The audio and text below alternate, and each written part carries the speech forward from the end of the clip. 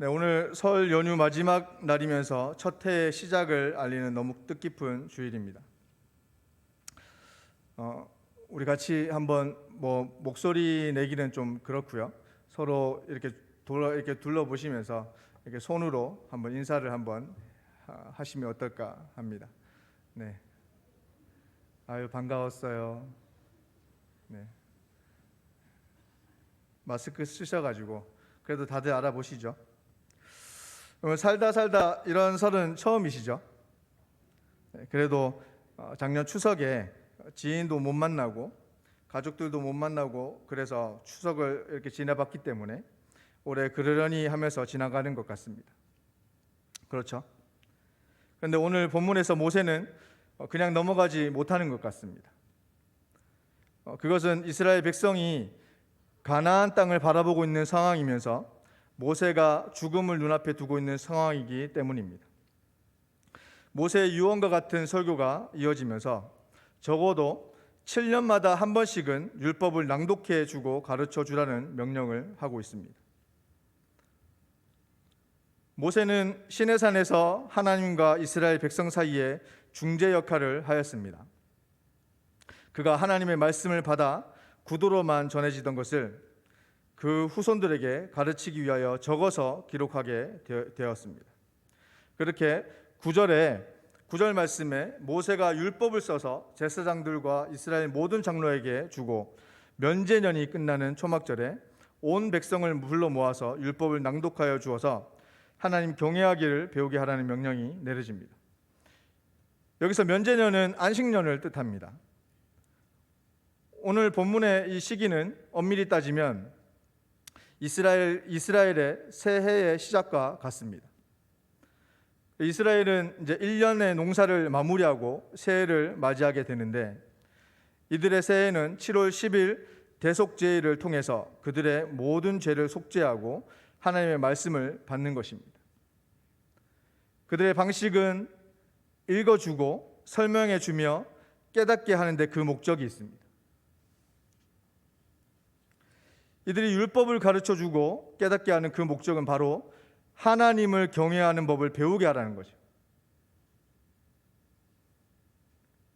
율법을 가르쳐주고 깨닫게 하는 건 하나님을 경외하는 법을 배우게 하라는 것입니다.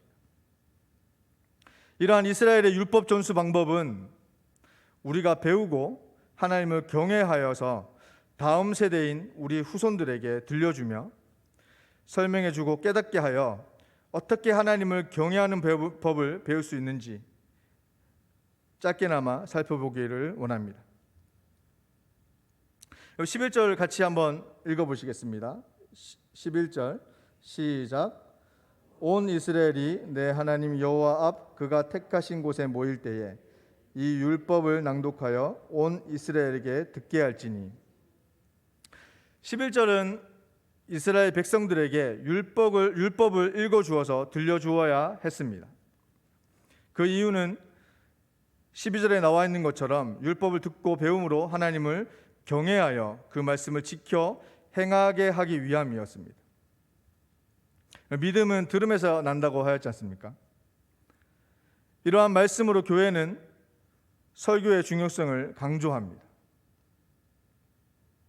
올바른 말씀의 선포와 가르치는 설교는 성도님들의 바른 신앙을 위한 꼭 필요한 요소이기 때문이죠. 설교는 그 대상을 중요시합니다. 대상을 중요시 여긴다는 것은 설교자와 청중 간의 공감대를 형성하고 커뮤니케이션이 이루어져야 하기 때문입니다. 그래서 인터넷에 떠도는 설교를 듣고 만족한다는 것은, 그걸로만 만족하고 살아간다는 것은 어느 정도 유익은 있을 수 있으나 교회로서의 교제를 갖지 못하게 되는 것입니다. 더군다나 거기에 만족하는 성도분들은 자신이 듣기 좋아하는 부분만 찾아 들으며 은혜 받았다고 할 수 있기 때문에 바른 신앙의 성장을 기대하기 어렵습니다. 그러면 설교자는 어떨까요? 하나님 앞에 바르게 서서 성도들에게 올바른 말씀을 들려주어야 합니다. 교회는 설교자들이 성경 연구를 게을리지 하지 않도록 그리고 다른 일에 마음이 빼앗기지 않도록 만들어줘야 하며, 설교자는 자신이 속해 있는 교회 성도들을 위해 양질의 설교를 준비하고 참된 복음을 선포할 수 있어야 할 것입니다. 전하는 자나 말씀을 받는 자가 모두 설교를 그냥 듣는 것만으로 두어서는 안 되고, 귀로 듣고 그 마음에까지 말씀을 받으려고 힘써야 할 것입니다. 여러분, 그래야 누가복음 8장 15절에 좋은 땅에 있다는 것은 착하고 좋은 마음으로 말씀을 듣고 지키어 인내로 결실하는 자이라 라는 이 말씀처럼 옥토와 같이 귀한 열매들을 많이 낼 수 있게 될 것입니다. 이스라엘 백성들에게 율법을 읽어주고 들려주라고 명령합니다. 우리가 살고 있는 지금은 말씀을 읽어주고 설명해 주는 곳이 대부분 교회에서 이루어지고 있습니다. 이런 상황에 교회에 전하는 자나 듣는 자가 모두 바르게 전하며 옥토와 같은 마음으로 말씀을 바르게 들어야 할 것입니다. 우리 12절과 13절을 같이 한번 읽어보도록 하겠습니다. 12절부터 시작. 곧 백성의 남녀와 어린이와 내 성읍 안에 거류하는 타국인을 모으고 그들에게 듣고 배우고 내 하나님 여호와를 경외하며 이 율법의 모든 말씀을 지켜 행하게 하고, 또 너희가 요단을 건너가서 차지할 땅에 거주할 동안에 이 말씀을 알지 못하는 그들의 자녀에게 듣고 내 하나님 여호와 경외하기를 배우게 할지니라. 아멘. 12절은 이스라엘 백성들의 면제년, 안식년, 초막절에 참석하여야 할 대상을 말하고 있습니다. 여기는 남녀 구별이 없고 노인은 물론 어린 아이와 심지어 성 안에 거하는 외국인까지 참여케 해야 했습니다. 그리고 13절은 이스라엘 백성들이 약속의 땅에 들어가서 거할 때 하나님의 율법을 알지 못하는 후세대 자녀들에게 잘 가르쳐서 하나님을 경외하기를 배우게 하라고 말을 하고 있습니다. 여러분, 한국 교회는 매년 다음 세대를 준비한다고 합니다. 다음 세대가 없으면 한국 교회가 무너져 내릴 것이라는 경고를 매년 뿜어내고 있죠. 그런데 막상 염려와 걱정만 가득하지 제대로 된 방안을 제시하지 못하고 있습니다. 이렇게 제대로 된 방안을 내지 못하는 데는 여러 가지 이유가 있겠죠. 그중 한 가지는 오늘 본문에서 하나님 경외하기를 잊어버렸기 때문이라고 생각합니다. 하나님을 경외한다는 것은 그분을 두려워하는 것이 아니라 하나님을 더 가깝게 느끼고 더 많이 사랑하는 것을 말합니다. 그렇기 때문에 경외하는 마음은 하나님을 알아가는 과정에서 정말 반드시 필요합니다. 하나님 아는 것을 배우도록 다음 세대를 응원하고 더욱더 지원하여야 할 것입니다. 그런데 단지 다음 세대와 어른들을 이렇게 나눌 필요가 있을까요? 오늘 본문은 남녀노소 누구나 다 말씀을 지켜 행해야 한다고 말하고 있습니다. 오늘 본문을 살펴보면 다음 세대가 문제가 아닌 것을 알 수가 있습니다. 들려주고 가르쳐야 할 신앙의 어른들이 지금 무너지고 있다는 것입니다. 그럼 가정이 무너지고 있습니다. 가정이 무너진다는 건 너무 심각한 문제입니다. 인간의 가장 작은 공동체이자 마지막 공동체인 가정은 하나님이 매우 귀하게 여기는 정말 사랑하는 공동체입니다. 근데 그게 지금 무너져 가고 있습니다. 잠언 22장 6절의 말씀은 그 작고 소중한 공동체에 하나님이 사명과 같이 여기 맡기신 이렇게 말씀이 있는데, 그 말씀은 마땅히 행할 길을 아이에게 가르치라라는 것입니다. 가정이 무너져가고 있는 지금 이 시점에 부모가 무너져 가고 있습니다.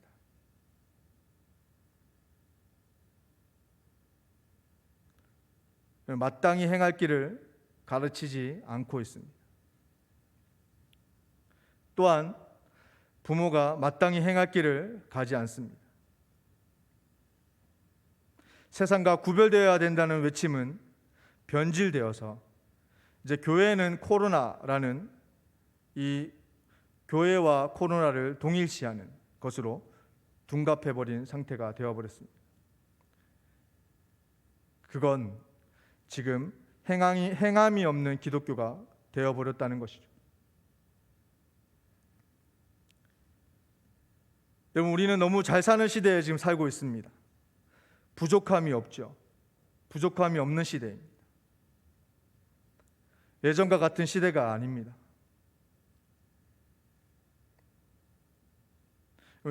지금 코로나가 끝날 때까지만 기다리고 계십니까? 다시 옛날로 돌아가시게요?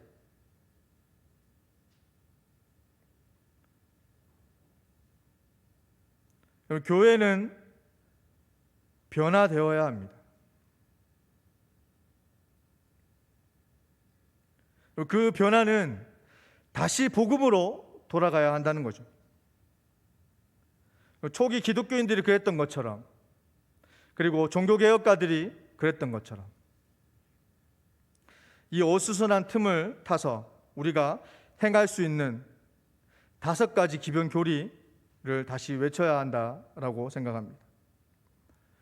그 5가지 기본 교리는 오직 성경으로, 오직 은혜로, 오직 믿음으로, 오직 그리스도로, 오직 하나님께 영광을, 이 종교개혁가들이 외쳤던 이 5가지 솔라, 이 교리들을 통해서 하나님의 말씀을 다시 되돌아보고 배우며 행함으로 나아가야 되지 않겠습니까?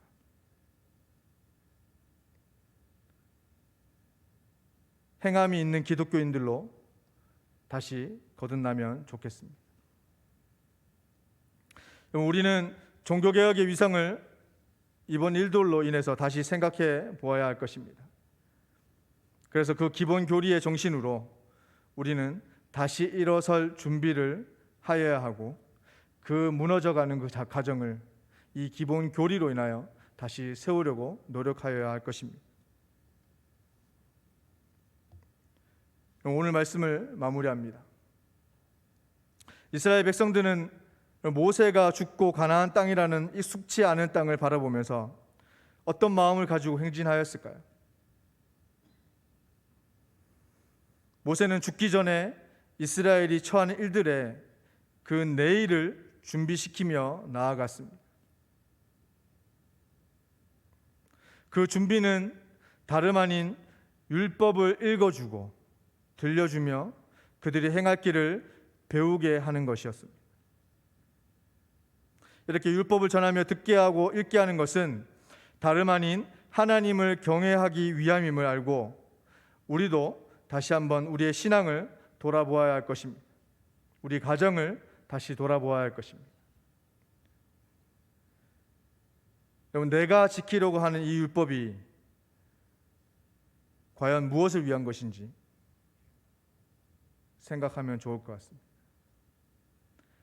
나를 위한 것인지, 하나님을 경외하기 위한 것인지 정말 깨닫는 시간이 되시기를 바랍니다.